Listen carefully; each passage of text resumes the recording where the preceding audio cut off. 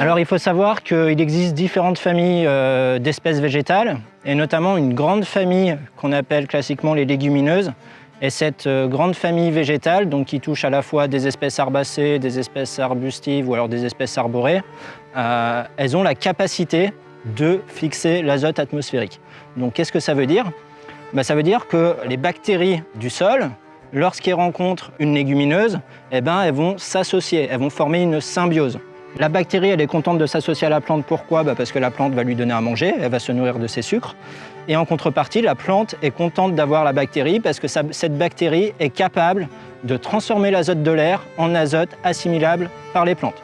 Parce qu'il faut savoir que dans l'air qu'on respire, il y a plus de 70% d'azote, mais cet azote, il ne peut pas être capté directement par les plantes. Il y a des transformations qui doivent être faites et ces bactéries sont capables de le faire.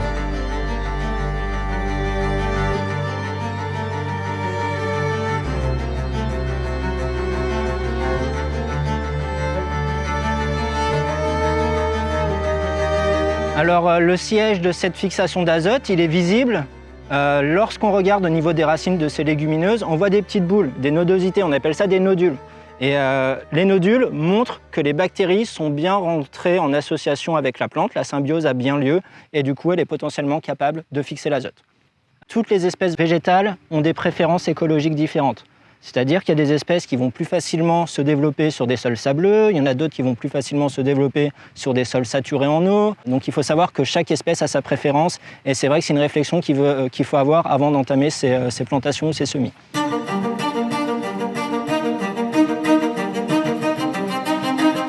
Alors en Guyane, en espèces herbacées, ce qu'on retrouve et que les agriculteurs connaissent souvent, ça va être tout ce qui est l'arachis, donc l'arachis pintoi. On peut également citer du Canavalia, Canavalia ensiformis, qu'on appelle le pois cochon. Pour les espèces arborées fixatrices d'azote, on peut citer par exemple l'Inga, qui regroupe une soixantaine d'espèces. On les appelle plus communément les pois sucrés. Donc ce sont des espèces qui peuvent faire également un bon complément pour du fourrage. Également, ce que je peux citer comme espèce qu'on utilise beaucoup, ça va être le clitoria, donc le Clitoria fairschildiana. Donc les clitoria, tout comme les Inga, peuvent être utilisés également en système fourrager pour enrichir les fourrages parce que c'est un fort apport protéinique.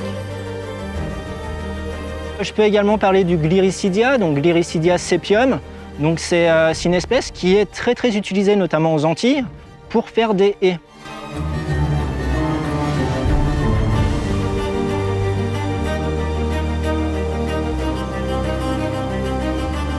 Toutes ces espèces arborées fixatrices d'azote, elles vont avoir une croissance rapide, donc elles vont fabriquer rapidement de la biomasse, donc du bois très rapidement. Et ce bois, il peut également être valorisé en agriculture sous forme de BRF. Donc le BRF, c'est du bois qu'on broie en petits morceaux, et ça va nous faire un petit paillage qu'on peut mettre au pied des arbres ou sur nos billons.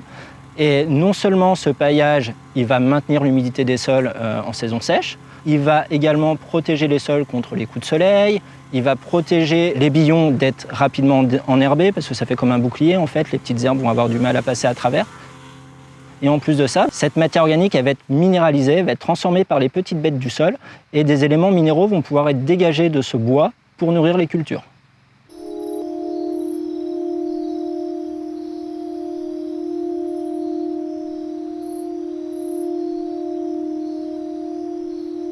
Ici, on a 2 rangées de papayers et les interrangs, donc en semi-direct, on a là du Ducès-Bagna et là, c'est Crotalaria juncea.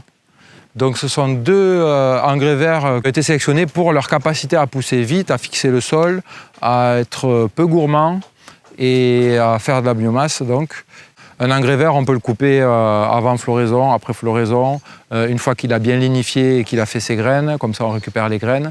On peut le semer dense, pas dense. Mais voilà, alors j'ai une autoportée à fléau. J'ai voulu m'équiper de ça parce que j'avais justement en tête le fait de broyer des végétaux, des branchages fins, pas trop gros, mais des branches d'arbres fins, feuillus, quoi. Et donc ça permet de faire un paillage de BRF sur place directement, sur les allées.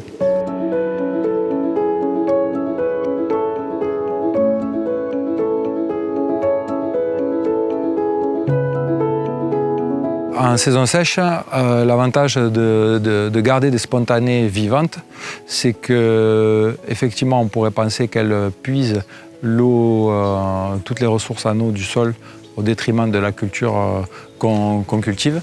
Mais en réalité, elles gardent une fraîcheur telle que la rosée, l'amplitude thermique de la nuit avec le jour, elle est beaucoup plus grande en saison sèche, donc on a beaucoup de rosée le matin. Et toutes les surfaces foliaires de ces engrais verts-là, spontanés, leur permettent déjà de survivre, parce qu'elles sont quand même rustiques. Et en plus de ça, la fraîcheur qu'offre tout le feuillage et tout, permet au sol finalement de ne pas se dessécher.